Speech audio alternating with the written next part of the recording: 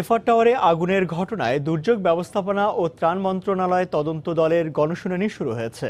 সকাল 10:15টায় শুরু হয় গণশুনানি।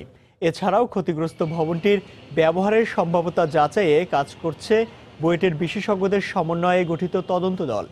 সকাল 9টায় রাজুক ও সিটি কর্পোরেশনের সমন্বয়ে 6 সদস্যের তদন্ত দল আসে পর্যবেক্ষণে।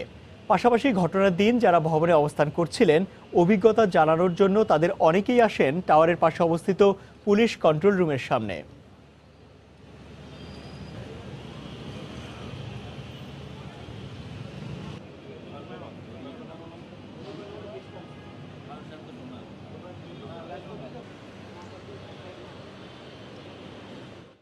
রাজুকের চিফ ইঞ্জিনিয়ার আছেন এখানে সদস্য সচিব হিসাবে, এই হিসেবে একটা কমিটি।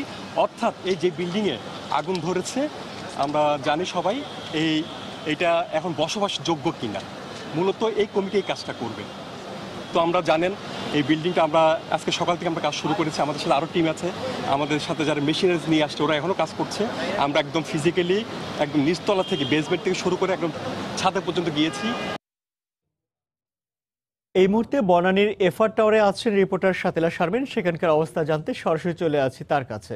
শাতিলা, একটু আগেই বুয়েটের যে প্রতিনিধি দলটি এসেছিলেন সেটি রাজুক এবং ঢাকা উত্তর সিটি কর্পোরেশনের সমন্বয়ে যে প্রতিনিধি দলটি গঠিত হয়েছে, যে তদন্ত দলটি আছে, তারা অনুসন্ধান চালিয়েছেন প্রায় 2 ঘন্টা ধরে।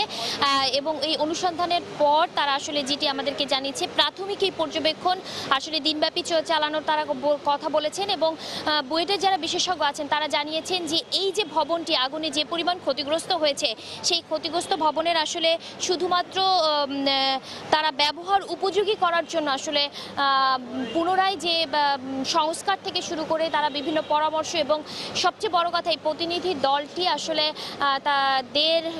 প্রায় 150 দিনের মধ্যে তাদের প্রতিবেদন জমা দেওয়ার কথা বলেছেন, যেটি আসলে তারা জানিয়েছেন যে এত বড় একটি ভবনের পুরো ফিজিবিলিটি টেস্ট যেটি সেই টেস্টটি করার জন্য আসলে প্রয়োজন অনেক সময়। এবং এখন যে প্রাথমিক পরীক্ষা নিরীক্ষা চলছে তারপরেও হচ্ছে আরেকটি পরীক্ষা নিরীক্ষা রয়েছে, যেটিকে আসলে একাডেমিক ভাষায় বা গবেষণার ভাষায় যার জন্য অনেক সময় লাগবে।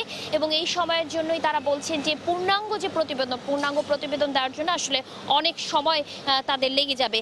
এবং এই সময়টি তারা নিচ্ছেন আসলে এই ভবনটির যাতে আইন অনুযায়ী যে নিয়মগুলো আসলে এরা ভঙ্গ করেছে, যে অগ্নি নির্বাপন ব্যবস্থা থেকে শুরু করে ভবন নির্মাণের ক্ষেত্রেও যে আইনগুলো লঙ্ঘন করা হয়েছে, সেই ব্যাপারগুলো আসলে সংস্কার করে এই ভবনটি যাতে পুনরায় ব্যবহার উপযোগী করা যায়, এ কারণেই আসলে এই যে তদন্ত প্রতিবেদন এবং হচ্ছে এই ভবনটির যারা মালিক আছেন, যারা দেখভালের দায়িত্বে আছেন, তাদের কাছে আসলে একটি পূর্ণাঙ্গ রূপরেখা তৈরি করে দেওয়া।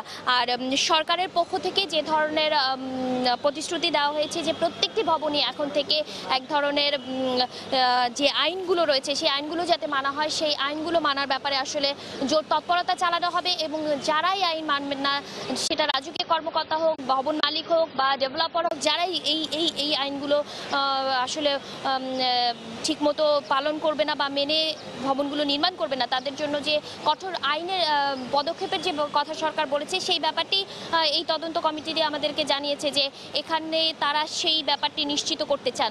আর এর পাশাপাশি বলে রাখি, গণশুনানি কিন্তু চলছে এবং সেই গণশুনানিতে নানা ভয়াবহতার কথা, যে মৃত্যুর মুখ থেকে ফিরে এসে যারা আসলে বর্ণনা দিয়েছেন এই তাদের অভিজ্ঞতার কথা, সেই অভিজ্ঞতাগুলো থেকে তথ্য নিয়ে দুর্যোগ ব্যবস্থাপনা এবং ত্রাণ মন্ত্রণালয়ের যে কমিটি রয়েছে তারা আসলে একটি তদন্ত প্রতিবেদন প্রকাশ করবেন। এবং এই তথ্যই আসলে তাদেরকে সেই তদন্ত প্রতিবেদনটি তৈরি করতে সাহায্য করবে বলে তারা মনে করছে।